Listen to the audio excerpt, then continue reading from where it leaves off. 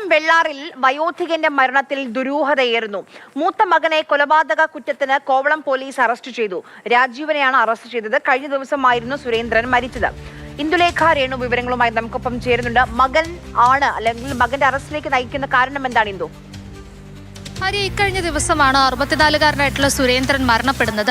ആ മരണവുമായി ബന്ധപ്പെട്ടാണ് ഇപ്പോൾ മൂത്ത മകൻ 43 വയസ്സുള്ള രാജീവിനെ കോവളം പോലീസ് അറസ്റ്റ് ചെയ്തിരിക്കുന്നത്. ഈ മരണം സംഭവിച്ച ദിവസം ഉച്ചയ്ക്ക് രാജീവ് ഇവരുടെ വീട്ടിലേക്ക് മദ്യപിച്ചെത്തിയിട്ടുണ്ടായിരുന്നു. രാജീവും സുരേന്ദ്രനും തമ്മിൽ മുമ്പേ തന്നെ വസ്തു ഷെയർ ചെയ്യുന്നതുമായി ബന്ധപ്പെട്ട് തർക്കങ്ങൾ നിലനിൽക്കുന്നുണ്ടായിരുന്നു.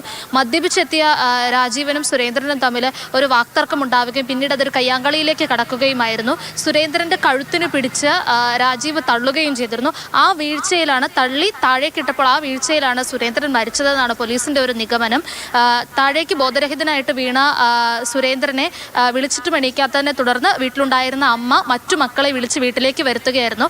ഉടൻ തന്നെ ആശുപത്രിയിൽ എത്തിക്കാൻ ശ്രമിച്ചെങ്കിലും മരണപ്പെടുകയായിരുന്നു. അപ്പം പോലീസ് വന്ന് നിരീക്ഷിച്ചപ്പോൾ കഴുത്തിലൊക്കെ നഖം കൊണ്ട് പോറിയ പാടുകളൊക്കെ ഉണ്ടായിരുന്നു. അങ്ങനെ ഒരു സംശയം തോന്നിയാണ് ബന്ധുക്കളോട് കാര്യം എന്താണെന്ന് തിരക്കുമ്പോൾ ഇത്തരത്തിലൊരു സംഭവം നടത്തിയിരുന്നു എന്ന് മനസ്സിലാക്കുന്നത്. ഇതിന്റെ അടിസ്ഥാനത്തിലാണ് രാജീവിനെ നിലവിൽ പോലീസ് അറസ്റ്റ് ചെയ്തിരിക്കുന്നത്.